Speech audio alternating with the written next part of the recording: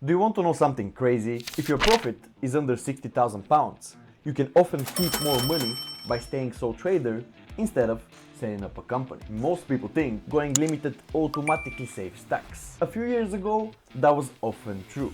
But in 2026, it's not a guaranteed win anymore because the rules have changed so much. I help business owners make this decision all the time.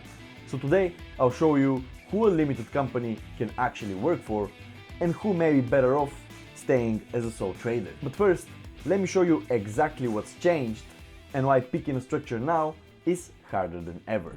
The biggest mistake I see people make is choosing a legal structure because they heard it's the best one without checking if it actually fits how they live and how they run their business. It's like copying someone else's diet because it worked for them, then wondering why you feel miserable and can't stick to it.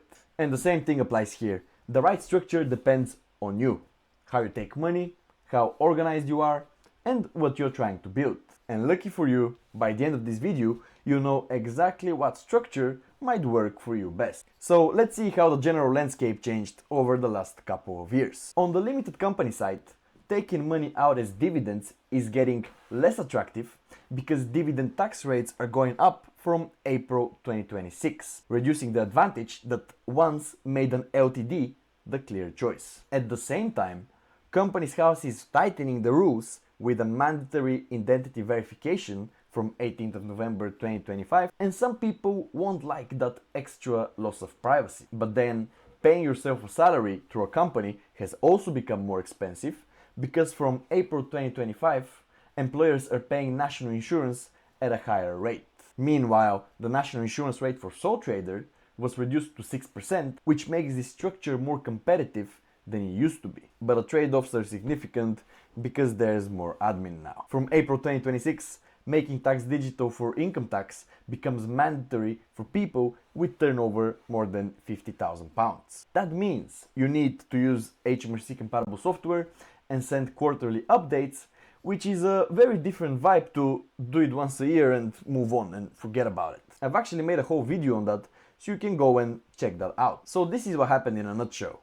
LTD got more expensive and more regulated, while sole trader got more admin heavy. Now that you are up to speed with what's changed, I'm going to ask you 5 simple questions, and your answers will make it very clear which structure is likely to work for you best. For a lot of people, the business isn't some big machine you're building for the future. It's how you pay your bills, support your family, and make life work.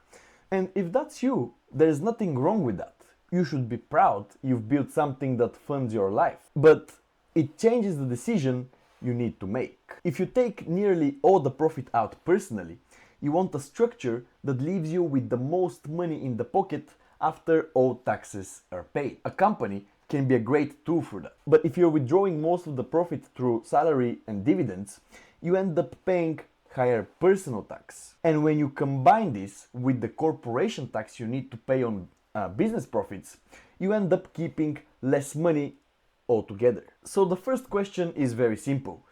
Do you need most of the profit to live on? Let's make this visual with a side-by-side comparison between sole trader and a limited company. We will assume you make 45,000 profit and you need basically all of it to live on. The sole trader will pay £6,486 of income tax and £1,946 of class 4 national insurance contribution, so your take-home pay is £36,568 for the year. On the limited company side, you pay yourself £12,570 salary to use your personal allowance, and that also triggers employer national insurance. The company pays corporation tax on what's left, and then you take the remainder as dividends, which have their own tax rates. In this example, the LTD take-home ends up about £1,321 lower than the self-employed route. So if you need to take everything out, you can end up with more admin, more deadlines, and more stress for less money in your pocket. I'm not saying a company is bad.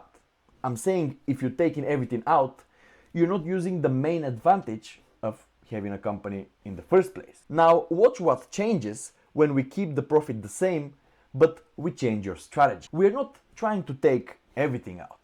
Instead, we're deliberately leaving some money inside the company. In this example, we're still on 45,000 profit, but this time you withdraw only 25,000 and you leave the rest in the company. For the sole trader, nothing changes. Let's see about the limited company. The mechanism is exactly the same. You still pay yourself 12,570 salary to cover your personal allowance, which triggers the same employer national insurance, and the company pays the same corporation tax. The difference now is that you're taking less dividends than in the previous example, which means you keep some cash in the business. That makes the total money you take out of the company 25,000 pounds. If you only look at take-home pay, the LTD will look worse, but that's because you choose to withdraw less. The fair comparison therefore is cash you took home now plus cash you kept inside the company after corporation tax. In this example, you take home 23,718 and you keep 12,918 in the company. So the total value is 36,636, which is similar to the sole trader number, but with one big advantage. You have kept control. You can delay personal tax until you actually withdraw the money later, whether that's in a few months or a few years. You can reinvest in the business without paying personal tax first, and you can choose how to extract the money later. So the second question then becomes, can you leave some money inside the business? If you think that's manageable for you,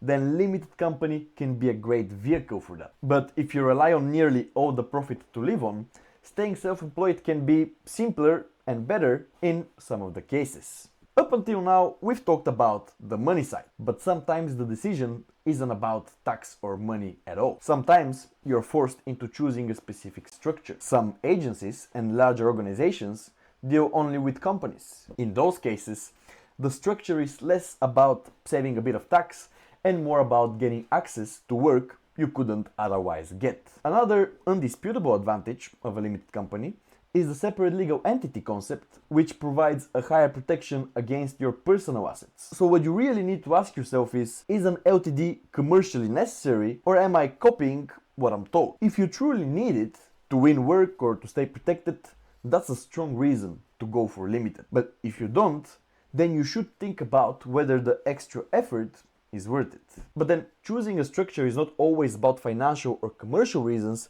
as discussed so far. It's also a lifestyle decision, because whichever structure you pick will demand a certain level of organization from you. Self-employed used to feel like you file once a year and that's it. But for many people that's changing with Making Tax Digital, because it pushes you towards software and quarterly updates during the year. And a company has its own flavor of admin.